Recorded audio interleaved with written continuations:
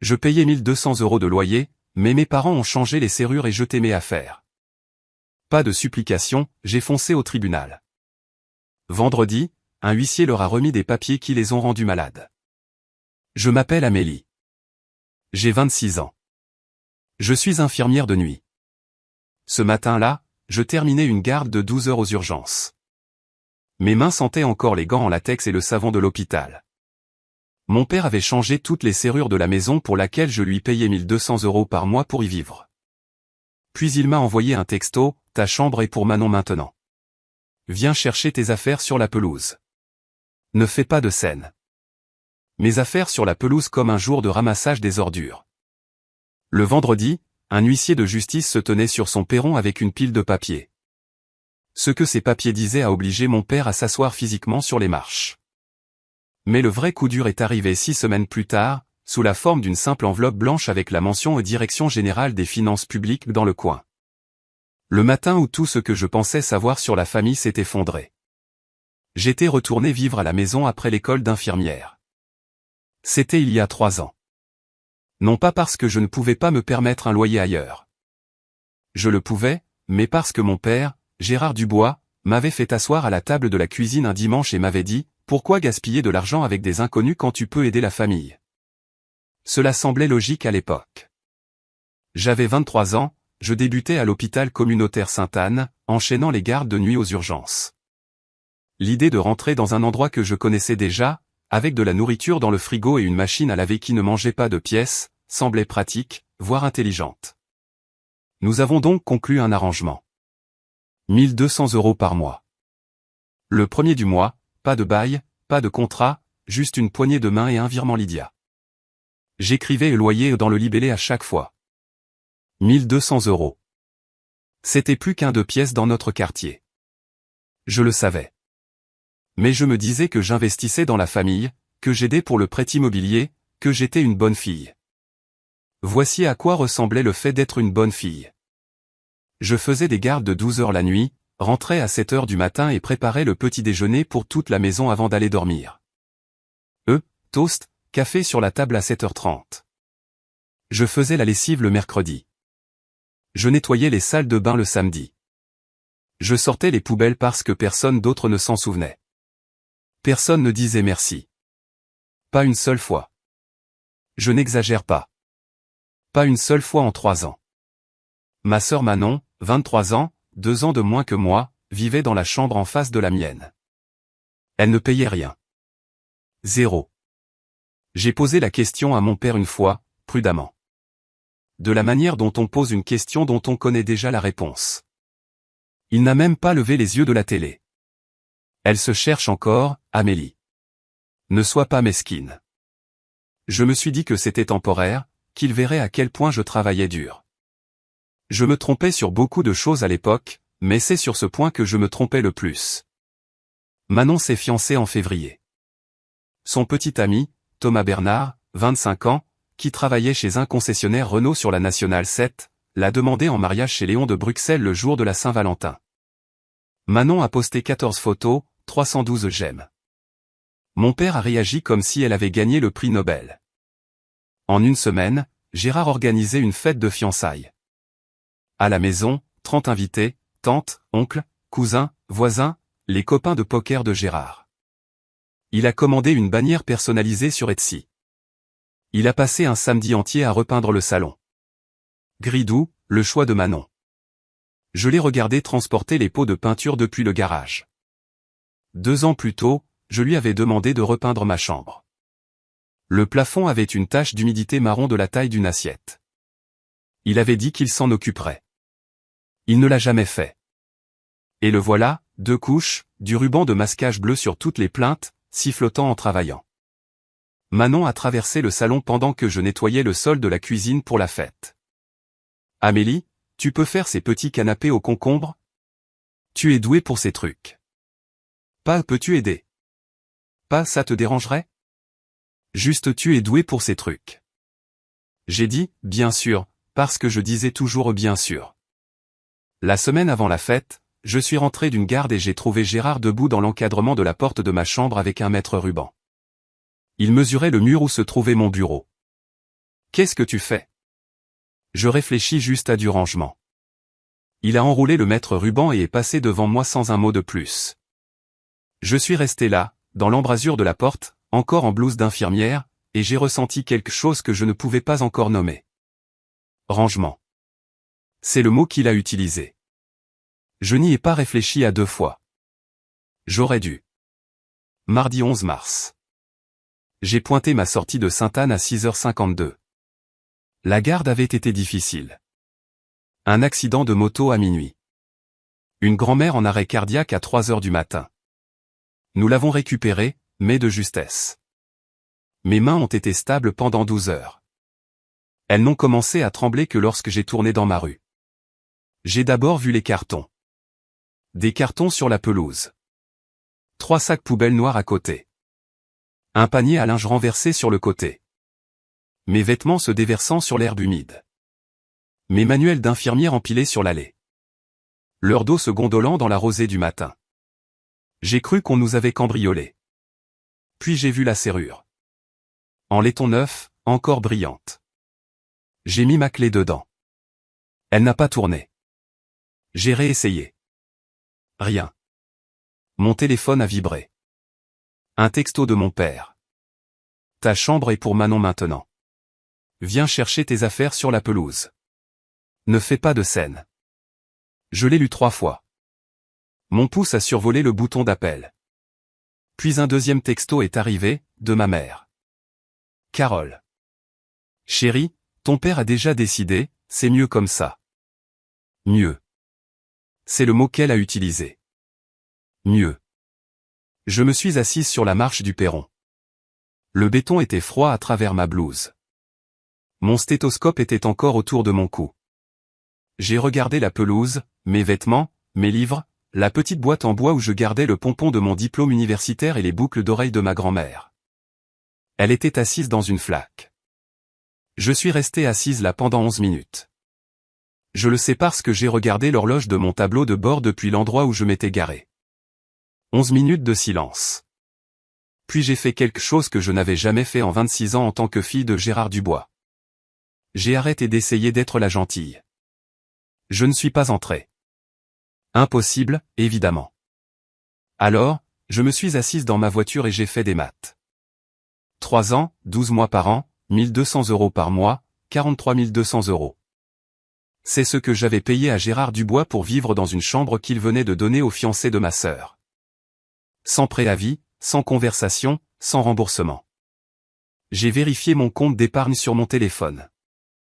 2100 €. C'est ce que 3 ans de loyer à papa m'avait laissé. Pas assez pour le premier et le dernier mois de loyer dans un endroit décent.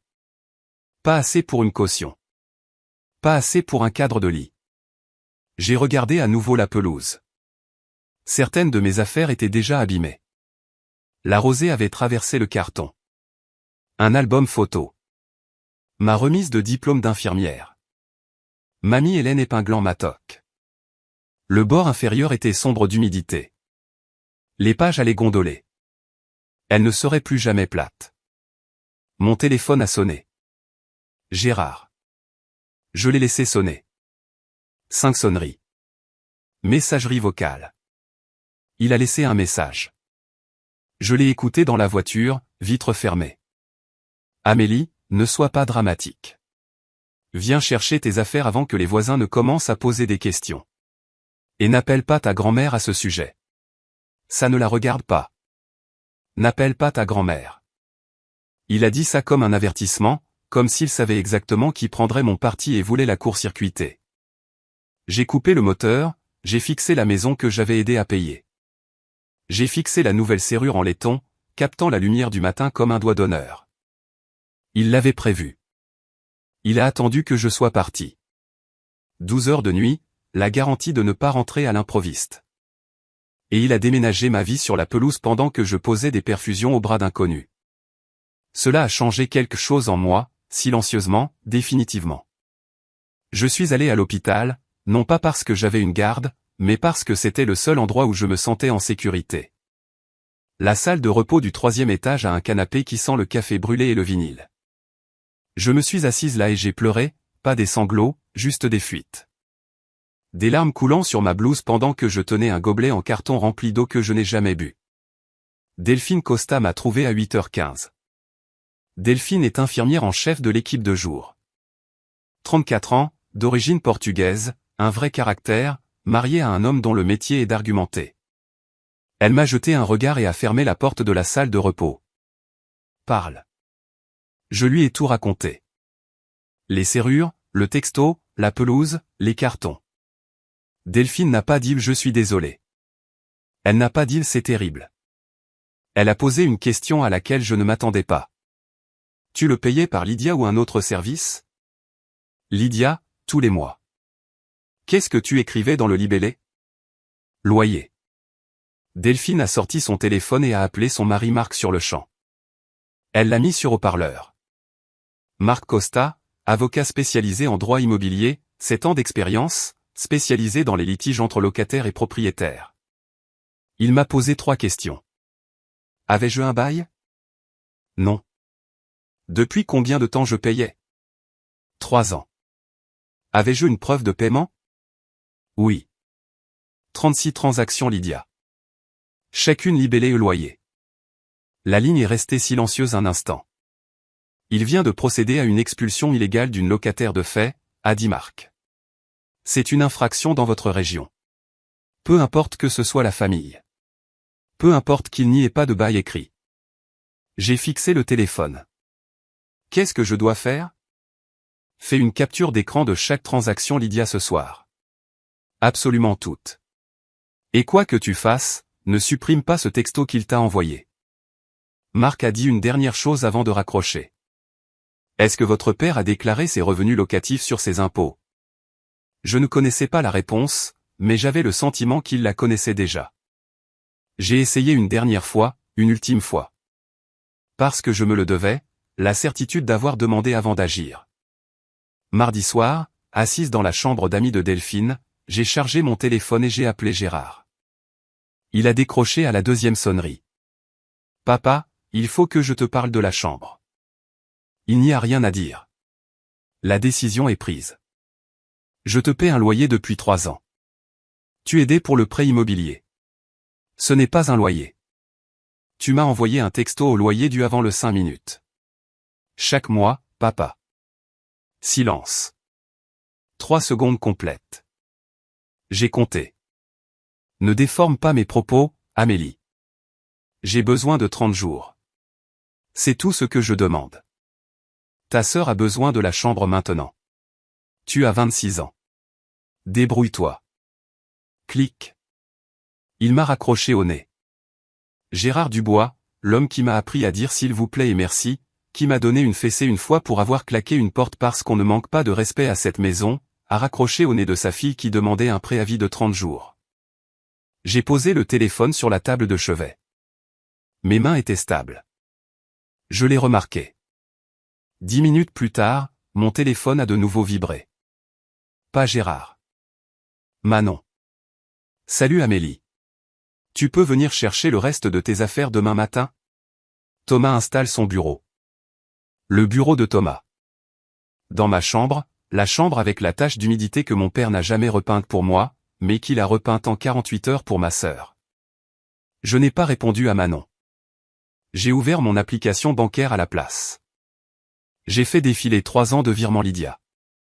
1002 cents, 1002 cents, 1002 cents. Un rythme aussi régulier qu'un battement de cœur. J'ai pris ma première capture d'écran à 21h47. Je n'ai pas arrêté avant d'avoir les 36. Gérard n'a pas attendu. Le mercredi matin, mon téléphone vibrait de textos de personnes à qui je n'avais pas parlé depuis des mois. Tante Sandrine, la sœur cadette de Gérard, qui vit en Normandie. Des opinions sur tout. Elle m'a envoyé un texto à 7h15. Ton père dit que tu fais des difficultés pour déménager. Chérie, Manon va se marier. Sois juste heureuse pour elle. Oncle Richard, le copain de chasse de Gérard et son beau-frère, a envoyé un texto 20 minutes plus tard. Gérard dit que tu lui réclames de l'argent. Ça ne te ressemble pas, Amélie. Réclamer de l'argent. C'est ainsi qu'il l'a raconté. J'ai parcouru les messages. 6 textos de 4 parents en 2 heures. tous des variations sur le même thème. Amélie est égoïste. Amélie est jalouse de Manon. Amélie rend la vie de Gérard difficile. Personne n'a envoyé de texto pour me demander ce qui s'était passé. Aucun d'entre eux n'a appelé pour entendre ma version. Gérard a raconté sa version et la famille l'a fait passer comme un plat à gratin à Noël. Tout le monde a pris une part. Personne n'a vérifié les ingrédients. Il ne se contentait pas de me mettre à la porte. Il réécrivait l'histoire pour que, lorsque je riposterais, je sois déjà la méchante. Je me suis assise à la table de la cuisine de Delphine et j'ai fixé mon téléphone. Je pouvais sentir le vieil instinct, la réparatrice en moi, la pacificatrice, la fille qui arrange toujours les choses. Elle voulait appeler tout le monde et expliquer. Elle voulait dire, ce n'est pas ce qui s'est passé. Laissez-moi vous donner ma version. J'ai posé le téléphone face contre la table. Puis je l'ai repris et j'ai ouvert mon historique Lydia. 36 transactions, 43 200 €. J'ai sauvegardé chaque capture d'écran sur un cloud. Chaque libellé qui disait le loyer, chaque date, chaque euro. Gérard construisait un récit. Je constituais un dossier. Mercredi matin, je suis retourné à la maison pour récupérer ce qui restait. Gérard avait déplacé les derniers cartons sur l'allée devant la maison. Pas sur le porche, pas dans le garage, mais sur l'allée, juste là où n'importe qui passant en voiture pouvait les voir. L'un d'eux était déjà en train de se fendre par le bas à cause du poids. Madame Pelletier, de l'autre côté de la rue, était dehors en train d'arroser ses azalées. Elle m'a regardé arriver. Elle m'a regardé ouvrir le coffre. Elle n'a pas détourné le regard. Gérard est sorti par la porte d'entrée. Il souriait, pas à moi. À la rue, en pleine performance. Elle vient juste chercher le reste de ses affaires, a-t-il crié à Madame Pelletier, assez fort pour tout le quartier. Les enfants, vous savez, ils ne peuvent pas rester éternellement. Je n'ai pas répondu. J'ai pris le premier carton. Vêtements d'hiver, un mijoteur électrique, un cadre photo avec une fissure dans le verre, ma photo de remise de diplôme, celle avec mamie Hélène. Papa, je dois vérifier ma chambre pour voir s'il reste quelque chose. La chambre est déjà à Manon. Il n'y a rien à toi là-dedans. J'ai regardé par la fenêtre en passant. Ma chambre, la chambre pour laquelle j'avais payé 43 200 €, avait été repeinte. Nouveau rideau, nouveau couvre-lit. Le bureau de Thomas était déjà contre le mur du fond. 2 jours, il avait transformé toute ma vie en bureau pour quelqu'un d'autre en 2 jours. Gérard s'est retourné vers Madame Pelletier et a haussé les épaules en souriant. L'amour vache. L'amour vache. Il a appelé ça l'amour vache. J'ai chargé le dernier carton dans mon coffre. Je ne l'ai pas claqué. Je l'ai fermé doucement, délibérément. Je voulais qu'il pense que j'abandonnais. Ce n'était pas le cas. Mais j'ai sauvegardé le numéro de Madame Pelletier de l'annuaire du quartier. Elle était juste là. Elle a vu les cartons sur la pelouse. Elle a entendu chaque mot. Les témoins se souviennent. Ce soir-là, Marc Costa a étalé un bloc-notes jaune sur la table de la cuisine de Delphine et s'est assis en face de moi comme un mécanicien qui vous montre ce qui ne va pas sous le capot. 3 actions, a-t-il dit. Chacune est distincte. Chacune est légale. Et chacune va attirer son attention. Il a levé un doigt. Premièrement, plainte pour expulsion illégale. Votre région exige un préavis écrit minimum de 30 jours pour mettre fin à une location de fait. Il ne vous en a donné aucun. C'est une violation statutaire. Le tribunal peut accorder des dommages et intérêts plus des pénalités. Deuxième doigt. Tribunal de proximité. On vous doit 43 200 € de loyer payé sans bail ni accord de location légale. Le plafond pour le tribunal de proximité est de 10 000 €. Nous commençons donc par là. Le reste pourra aller au tribunal civil plus tard. Troisième doigt. Formulaire de signalement au fisc. Il a reçu 43 200 € de revenus locatifs en 3 ans. Et je parierais ma mallette qu'il n'en a rien déclaré. C'est un revenu imposable non déclaré.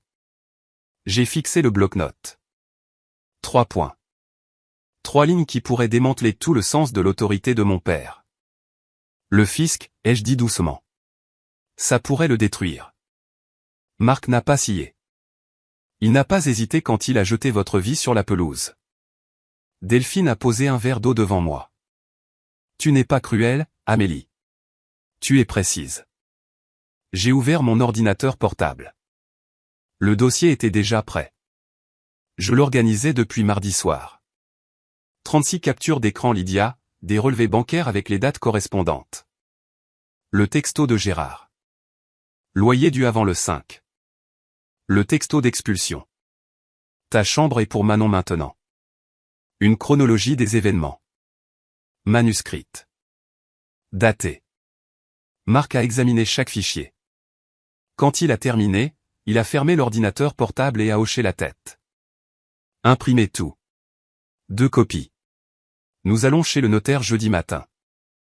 J'ai appelé mamie Hélène jeudi après-midi. Elle a décroché comme elle le fait toujours, au milieu d'une phrase, comme si la conversation avait commencé avant que le téléphone ne sonne. J'ai déjà entendu la version de Gérard, ma chérie. Laisse-moi deviner. Tu es partie parce que tu es ingrate et jalouse de ta sœur. J'ai presque ri. Presque. Ce n'est pas ce qui s'est passé, mamie. Je sais que non. Je connais mon gendre. Il raconte aux gens ce qui le met en valeur. Il fait ça depuis le jour où il a épousé ta mère. Je lui ai tout raconté. Les serrures, le texto, la pelouse, les cartons dans la rosée. Elle est restée silencieuse tout le temps. Mamie Hélène n'interrompt pas. Elle collecte. Quand j'ai fini, elle a dit quelque chose que je n'attendais pas. Il a fait la même chose à son frère. Tu sais, je ne savais pas. Eddie, le frère cadet de Gérard. Ils ont hérité ensemble du duplex de leur mère. 50-50e. Gérard a emménagé, a commencé à prendre des décisions sans Eddie, et quand Eddie n'était pas d'accord, Gérard a changé les serrures de sa moitié, a dit à toute la famille qu'Eddie avait abandonné la propriété. Eddie ne s'est pas battu. Il a perdu sa part. Il n'a pas parlé à Gérard depuis 15 ans. Elle a laissé cela en suspens. Ne fais pas comme Eddie, ma chérie. Eddie est resté silencieux. Il a tout perdu. Ma gorge s'est nouée. Je ne vais pas me taire. Bien. Puis elle a dit quelque chose qui a frappé plus fort que tout le reste. Ta mère m'a appelé hier soir. Elle sait que c'est mal, Amélie. Elle le sait. Elle ne le dira juste pas à voix haute. Ma mère savait. Elle savait et elle a laissé faire. Elle a regardé Gérard changer les serrures et traîner mes affaires sur la pelouse. Et elle a choisi la paix avec lui plutôt que la justice pour moi. C'est la partie qui faisait plus mal que les serrures, plus que le texto, plus que la rosée sur mes photos de diplôme. Le silence de ma mère. La fête de fiançailles de Manon était samedi soir. 30 invités. La maison illuminée comme dans un magazine. Des guirlandes lumineuses sur le porche. Un panneau de bienvenue avec Thomas et Manon en calligraphie dorée. Des voitures garées des deux côtés de la rue. Je n'étais pas invité. Je l'ai découvert parce que tante Sandrine m'a accidentellement incluse dans un texto de groupe avec l'adresse et l'heure. Elle l'a supprimé 30 secondes plus tard, mais je l'ai vu. Je n'y suis pas allé. Je ne suis pas passé en voiture. Je suis resté dans la chambre d'amis de Delphine et j'ai regardé l'horloge. À 20h47, mon téléphone s'est allumé. Notification Instagram. Ma cousine Camille, 19 ans, la plus jeune de Sandrine, a posté une story de l'intérieur de la fête. J'ai cliqué dessus. Il y avait Gérard debout dans le salon, tenant une flûte de champagne et portant un toast. La caméra était tremblante, le son métallique, mais j'ai entendu chaque mot. La famille, c'est tout, a-t-il dit en souriant. On prend soin les uns des autres dans cette maison. 30 personnes ont levé leur verre. Derrière lui, à travers la porte ouverte de ce qui était ma chambre, je pouvais voir les nouveaux rideaux, le bureau de Thomas, une photo encadrée de Manon et Thomas sur le mur où était accroché mon diplôme d'infirmière. Gérard a levé son verre plus haut. Manon, ma chérie, tu mérites le monde. Cette maison sera toujours ton foyer. Cette maison sera toujours ton foyer. Il ne m'avait jamais dit ça en 26 ans. En 43 200 €, pas une seule fois. J'ai regardé la story 2 fois. Puis j'ai fermé Instagram et j'ai fixé le plafond. Quelque part en ville, dans une maison que j'avais aidé à payer, mon père portait un toast à la famille. Dans une chambre qu'il m'avait volée, devant 30 personnes qui ne savaient pas ou s'en fichaient que sa fille aînée était assise seule dans un lit d'emprunt, il portait un toast à la famille dans la chambre qu'il m'avait prise. Camille m'a appelé dimanche matin. Elle semblait mal à l'aise, comme quelqu'un qui porte une assiette qu'il sait qu'il va laisser tomber. Je dois te dire quelque chose, Amélie, à propos de ce que papa. Je veux dire, ce que l'oncle Gérard a dit à la fête. Dis-moi. Il s'est levé pendant le toast et a dit à tout le monde que tu avais déménagé parce que tu voulais ton indépendance. Il a dit, tu n'as même pas pris la peine de féliciter ta sœur. Ces mots exacts. J'ai fermé les yeux. Tante Sandrine l'a soutenue. Elle a dit, certains enfants ne pensent qu'à eux-mêmes. Et oncle Richard a juste hoché la tête comme si c'était un fait. Est-ce que quelqu'un a demandé de mes nouvelles? Ma version. Non, personne. La voix de Camille a baissé. C'était n'importe quoi, Amélie, tout le monde l'a simplement cru. Je me suis assise sur le bord du lit et j'ai pressé ma paume à plat contre mon genou pour l'empêcher de rebondir. Il y a autre chose, a dit Camille. Thomas parlait de la chambre au fils de Richard. Il a dit qu'elle était immense. Il a dit que c'était parfait pour un bureau à domicile. Il s'en vantait. Un bureau à domicile? Même pas une chambre d'enfant. Pas une chambre pour un futur enfant. Thomas, un vendeur de voitures qui connaissait ma famille depuis 11 mois, était assis à un bureau dans une chambre pour laquelle j'avais payé un loyer pendant 3 ans, et il se vantait de la superficie. Mon père n'a pas seulement donné ma chambre. Il a donné mon nom lors d'une fête à laquelle je n'étais pas invité. Il a réécrit 3 ans de paiement de loyer en une histoire sur une fille égoïste qui ne pouvait pas être heureuse pour sa sœur. Et il pensait que c'était la fin. Il pensait que j'allais l'avaler comme j'avais avalé tout le reste. Il était sur le point de découvrir ce qui se passe quand la fille silencieuse arrête d'avaler. Lundi matin, 6h12. Je venais de terminer une autre garde de nuit. 14h cette fois. Un carambolage sur l'autoroute. Mes mains sentaient encore la bétadine. Je me suis assise à la table de la cuisine de Delphine et j'ai ouvert mon ordinateur portable. Le dossier se trouvait sur le bureau. Je l'avais simplement nommé « Affaire ». 36 captures d'écran Lydia. Des relevés bancaires avec les transactions surlignées.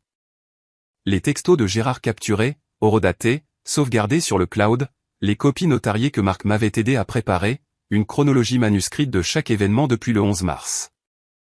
Delphine est descendue à 6h30. Elle m'a vue assise là, encore en blouse, fixant l'écran. Elle ne m'a pas demandé si j'allais bien. Elle a versé 2 tasses de café, en a posé une devant moi et s'est assise. Nous n'avons pas parlé. Elle est juste restée assise là. Parfois, c'est à ça que ressemble le courage. Quelqu'un assis à côté de vous pendant que vous décidez. À 6h45, j'ai appelé Marc. Je suis prête. Il n'a pas hésité. Le tribunal ouvre à 8h30. J'ai pris une douche. J'ai mis une blouse propre. Les seuls vêtements professionnels que j'avais qui n'étaient pas froissés dans un sac poubelle. Je me suis séché les cheveux. Je me suis regardé dans le miroir. Je ne voulais pas de vengeance. Je voulais ce qui m'était dû. Il y a une différence.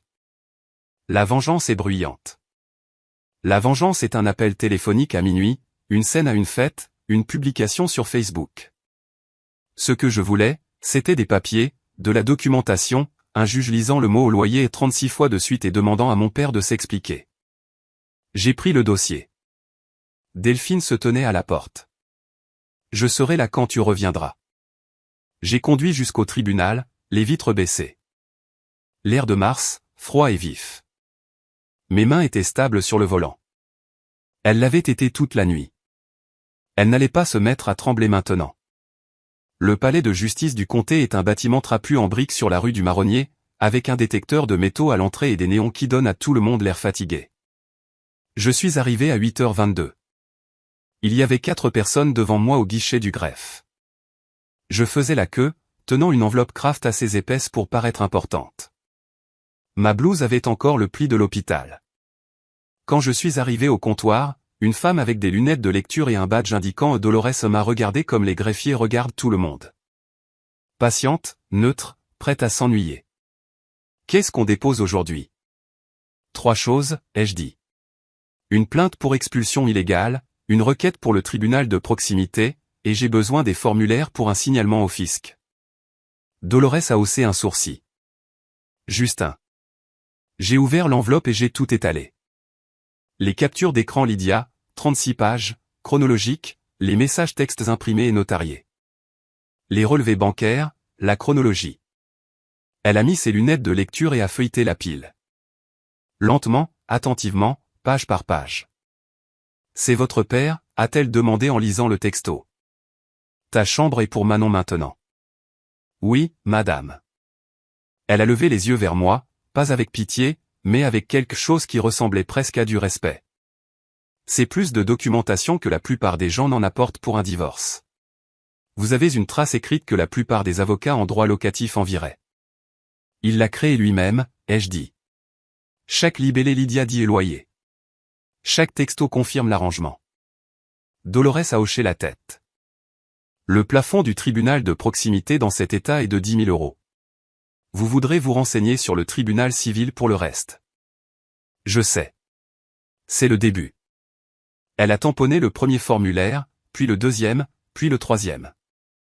Il y a une pénalité statutaire pour expulsion illégale, a-t-elle dit.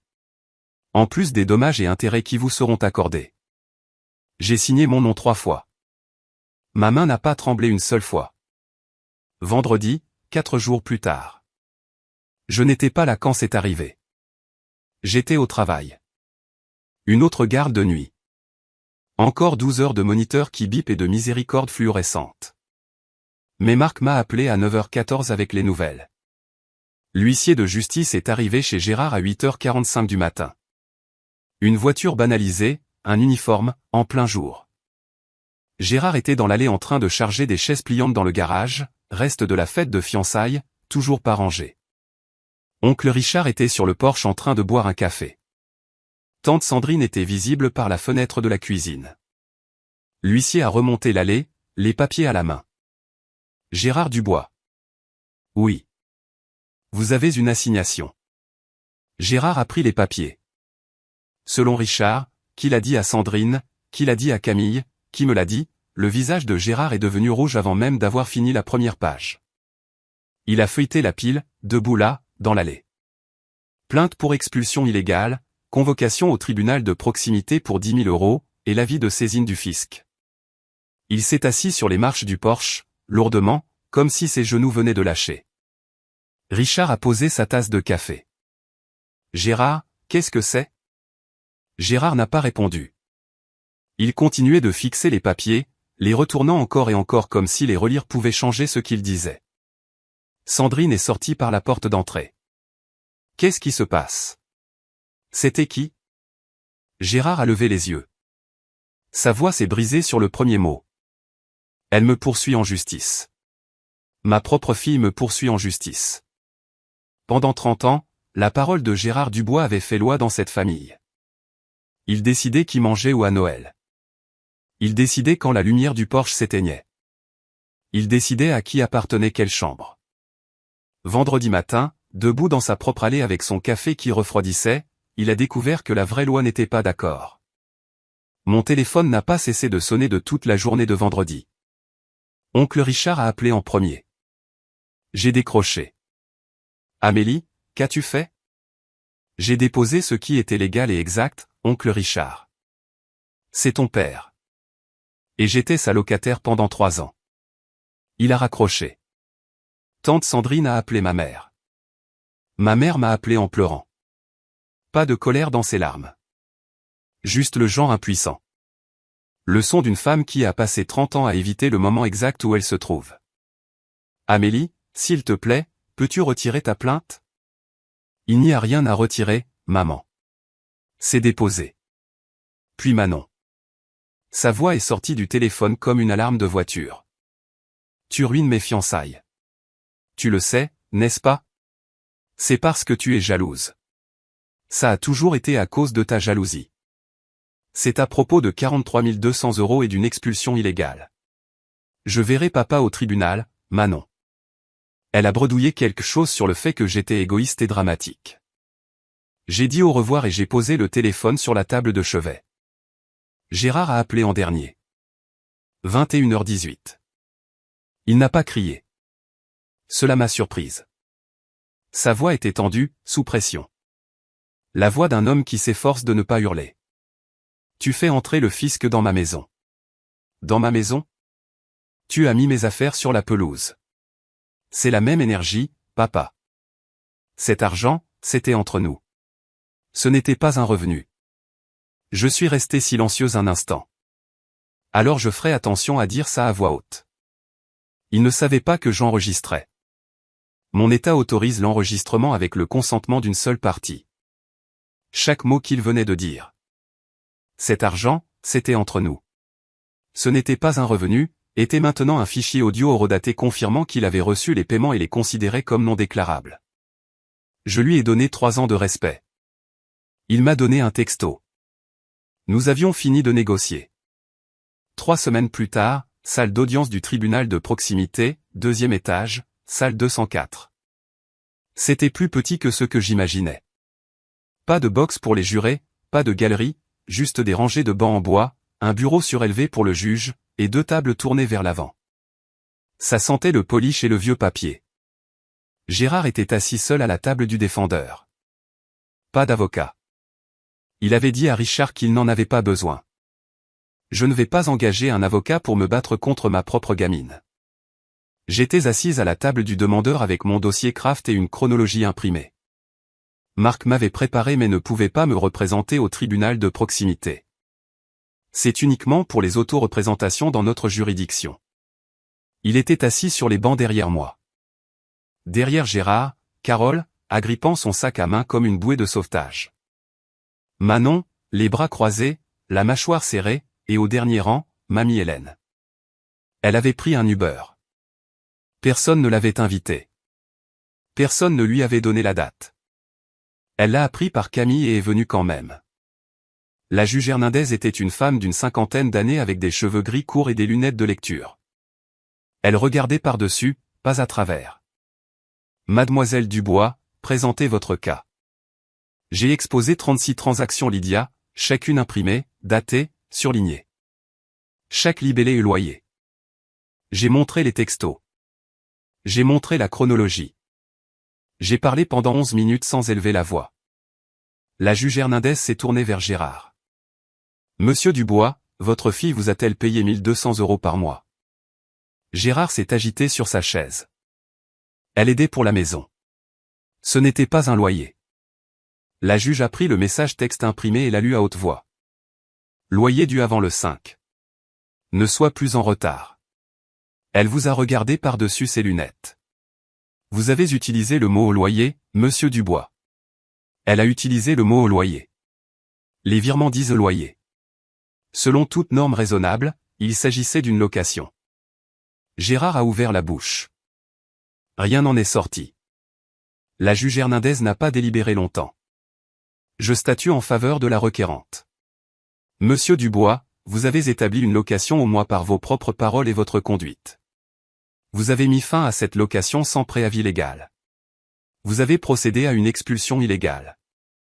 Vous êtes condamné à payer 10 000 €, le maximum statutaire dans ce tribunal, en dommages et intérêts plus la pénalité d'expulsion prévue par la loi de l'État. Elle a posé son stylo. Mademoiselle Dubois, vous pouvez poursuivre pour le solde restant devant le tribunal civil. Gérard s'est levé si vite que sa chaise a raclé le sol. C'est une affaire de famille, pas une affaire de tribunal. La juge Hernandez n'a pas scié. C'est devenu une affaire de tribunal quand vous avez changé les serrures, monsieur Dubois. Asseyez-vous. Il s'est assis. Derrière moi, j'ai entendu Carole émettre un petit son. Pas un mot, juste un souffle qui s'est coincé. Manon pleurait en silence, le mascara traçant des lignes sur ses joues. Pas pour moi, pour la scène, pour le fait que des gens qu'elle connaissait étaient dans cette pièce, entendant ces chiffres. Mais le moment que je garderai en moi s'est produit au dernier rang. Mamie Hélène s'est levée lentement. 79 ans, une hanche douloureuse, se tenant au banc pour l'équilibre. Elle s'est avancée, passant devant Carole, devant Manon, jusqu'à ce qu'elle se tienne à côté de moi à la table de la requérante.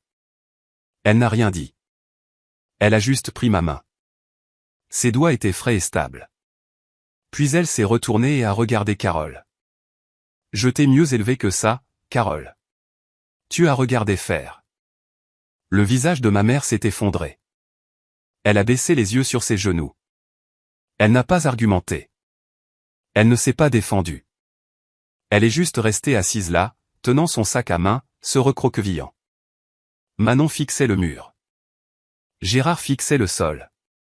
Mamie Hélène a serré ma main. Sa voix était basse, juste pour moi. Ton grand-père serait fier de toi, Amélie. C'est à ce moment-là que j'ai pleuré. Le tribunal était une sorte de règlement de compte. Le fisc en était un autre.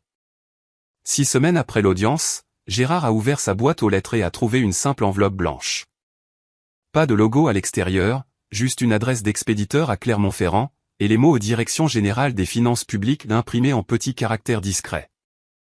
Il a dit à Carole que c'était probablement une erreur. Ce n'était pas le cas. Le fisc a ouvert un contrôle sur 3 ans des déclarations de revenus de Gérard. 43 200 € de revenus locatifs non déclarés. Non déclarés, non déposés, non mentionnés sur une seule déclaration de revenus qu'il avait soumise. Marc m'a expliqué le calcul au téléphone. Cliniquement, comme un médecin lit des résultats de laboratoire. Impôt sur le revenu non payé sur le revenu non déclaré, environ 11 000 €. Pénalité pour défaut de déclaration, entre 4 000 et 6 000 € de plus.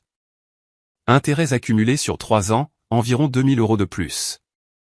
Passif total estimé, quelque part entre 17 000 et 22 000 €. Et ce n'était que le fisc. Gérard devait encore les 10 000 € du tribunal de proximité, et je n'avais pas encore déposé l'affaire au tribunal civil. Il a dû engager un expert comptable pour le représenter dans le contrôle. Cela seul a coûté 4 000 €. Gérard Dubois, l'homme qui ne voulait pas dépenser 40 € pour un pot de peinture pour mon plafond, signait maintenant des chèques à des comptables et regardait son compte d'épargne se vider. Camille m'a dit que Gérard avait essayé d'emprunter de l'argent à l'oncle Richard. Richard a dit « Non, j'ai mes propres factures ». Gérard, l'homme qui m'avait dit de me débrouiller, était maintenant celui qui ne le pouvait pas. Je n'ai pas célébré. Je n'ai rien posté à ce sujet. Je ne l'ai même pas dit à Delphine tout de suite. Je me suis assise dans ma voiture après l'appel de Marc et j'ai regardé le parking pendant un moment. Ça ne faisait pas du bien, mais ça semblait juste. Les nouvelles vont vite dans les familles. Elles vont plus vite dans les quartiers. Cousine Camille, que Dieu la bénisse, n'a pas cité de nom sur Facebook, mais elle n'en avait pas besoin. Sa publication disait « Certaines personnes apprennent que ma maison, mes règles ne fonctionnent pas quand la loi a des règles différentes. » 47 réactions, 12 commentaires. Tout le monde dans la famille savait de qui elle parlait. Tante Sandrine est devenue silencieuse. La femme qui m'avait texté « Sois juste heureuse pour ta sœur » 2 semaines plus tôt n'avait maintenant plus rien à dire. Elle n'a pas appelé Gérard. Elle ne m'a pas appelé. Elle a juste disparu dans ce silence confortable où les gens se réfugient quand ils réalisent qu'ils ont choisi le mauvais camp. Oncle Richard a cessé de venir pour les soirées poker. Mais le voisinage était la partie que Gérard n'avait pas vu venir. Madame Pelletier, le témoin, la dame aux azalées, la femme qui l'a regardé jouer à l'amour vache pendant que mes affaires gisaient sur l'herbe humide. A parlé, pas méchamment, juste factuellement. Elle l'a dit aux Henderson d'à côté. Les Henderson l'ont dit au Cooper. À la fin du mois, la moitié du quartier savait que Gérard Dubois avait mis sa fille locataire à la porte et s'était fait signifier une assignation par un huissier dans sa propre allée. Gérard n'a pas été invité à la fête de quartier de l'été. Première fois en 11 ans. Carole a cessé de quitter la maison pendant 2 semaines. Elle se faisait livrer les courses. Et puis le dernier domino, Thomas Bernard, le fiancé de Manon, le vendeur de voitures avec le bureau à domicile dans mon ancienne chambre, a commencé à poser des questions. Peut-être qu'on devrait prendre notre propre appartement, a-t-il dit à Manon. Je ne veux pas commencer un mariage dans une maison avec ce genre de drame. Manon et Thomas ont reporté le mariage, pas pour l'argent. Pas à cause de moi, parce que Thomas ne voulait pas commencer sa vie dans une maison qui était devenue une pièce à conviction. Manon a blâmé Gérard. Ma mère a appelé un jeudi. Sa voix semblait avoir vieilli de 10 ans. On peut parler ? Juste nous, s'il te plaît. Nous nous sommes rencontrés dans un café près de la Nationale 6, terrain neutre, assez public pour qu'aucune de nous ne s'effondre complètement. Elle était déjà assise dans une banquette quand je suis arrivé, tenant une tasse dont elle ne buvait pas. « Ton père a des difficultés », a-t-elle dit. L'affaire du fisc le ronge. J'ai enroulé mes mains autour de ma propre tasse. Il a jeté ma vie sur la pelouse, maman. Pendant que je sauvais des vies à l'hôpital. Il pensait que tu comprendrais. Il pensait que je me tairais. Il y a une différence. Carole a fixé son café. Ses yeux étaient rouges, mais les larmes avaient déjà coulé. Probablement dans la voiture, probablement seule. Elle ressemblait à une femme qui avait passé 30 ans à construire une maison sur les fondations de quelqu'un d'autre et qui venait de sentir la première fissure. J'aurais dû dire quelque chose, a-t-elle dit. J'avais peur de lui. Je sais que tu avais peur. Je ne dis pas ça pour trouver une excuse. Je te dis juste ce qui est vrai. Je te crois, maman, mais tu as quand même laissé faire. Elle a pleuré doucement. La façon dont les gens pleurent dans les cafés, discrètement, contenu, gêné. Je n'ai pas tendu la main à travers la table, non pas pour la punir, mais parce que mon réconfort à ce moment-là l'aurait dédouanée, et elle avait besoin de vivre ce moment. Je t'aime, ai-je dit. Vraiment, mais je ne peux pas revenir dans une maison où ma valeur est mesurée par ce que j'abandonne. Elle a essuyé ses yeux avec une serviette en papier. Quand es-tu devenue si forte? Je ne suis pas forte, maman. J'en ai juste marre de payer le prix d'être facile à ignorer. Elle m'a regardé comme si elle me voyait pour la première fois. Peut-être que c'était le cas. 3 mois plus tard, j'ai signé un bail, un vrai, avec mon nom imprimé sur chaque page, pour un 2 pièces à 6 pâtés de maison de Sainte-Anne. Rez-de-chaussée, 12 minutes du travail.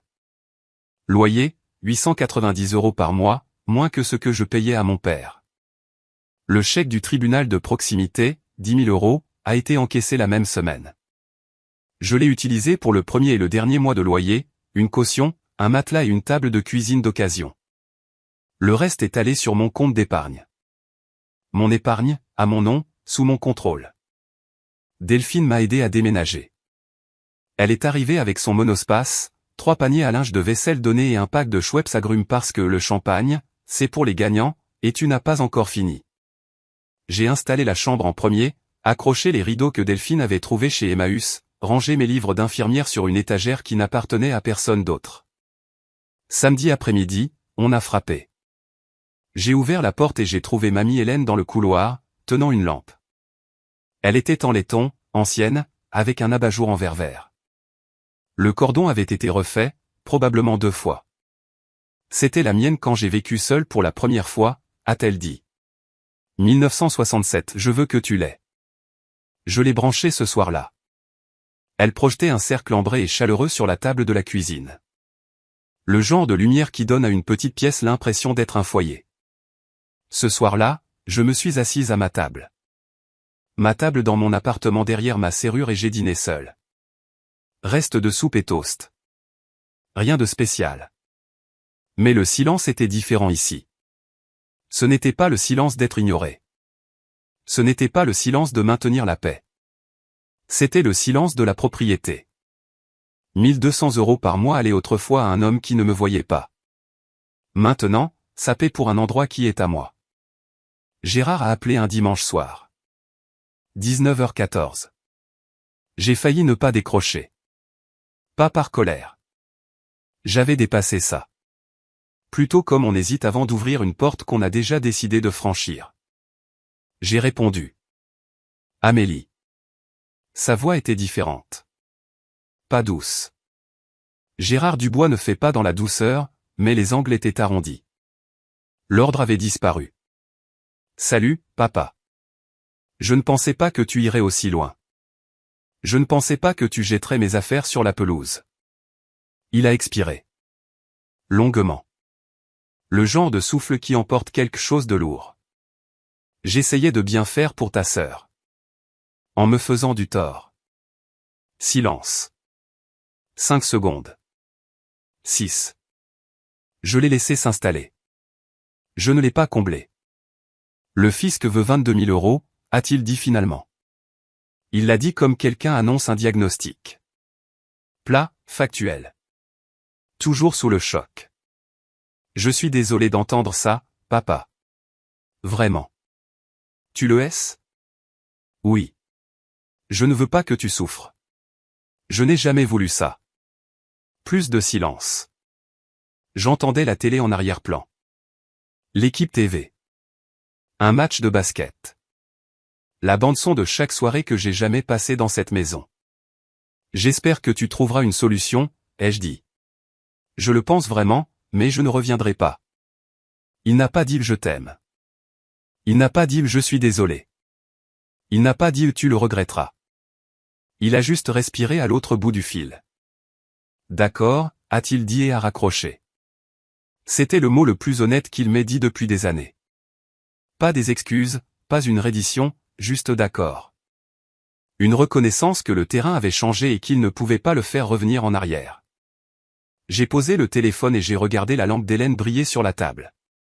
Pour la première fois depuis des mois, je ne me sentais pas en colère. Je ne me sentais pas triste. Je me sentais juste en paix. Les gens me demandent si je le regrette. Oui. Je regrette les 3 années que j'ai passées à croire que le silence serait récompensé. Je regrette chaque matin où j'ai préparé le petit déjeuner pour une maison qui traitait mon travail comme de l'air. Présent, nécessaire, invisible. Je regrette les 43 200 €. Bien sûr. Mais plus que l'argent, je regrette la version de moi-même qui pensait que si j'essayais plus fort, donnais plus, me plaignais moins, mon père me regarderait enfin comme il regardait Manon. Cette version de moi est partie. Je l'ai laissée partir un mardi matin de mars, assise sur une marche de Porsche froide dans une blouse qui sentait une garde de 14 heures. Mon père n'est pas un monstre. Je veux être clair à ce sujet.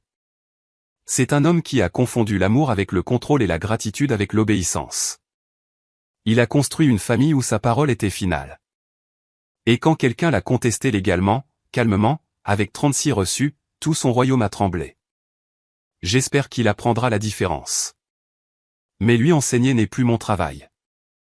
Si vous écoutez ceci dans une maison où votre gentillesse est utilisée comme monnaie, où votre silence est le confort de quelqu'un d'autre, je veux que vous m'entendiez dire quelque chose que personne ne m'a dit. Gardez vos reçus, connaissez vos droits, et rappelez-vous que poser une limite avec votre famille n'est pas une trahison.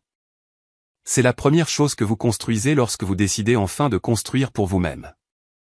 Je suis assise à ma table de cuisine en ce moment. La lampe de mamie Hélène est allumée. L'appartement est calme. La serrure de la porte est à moi. Les serrures sont à moi maintenant.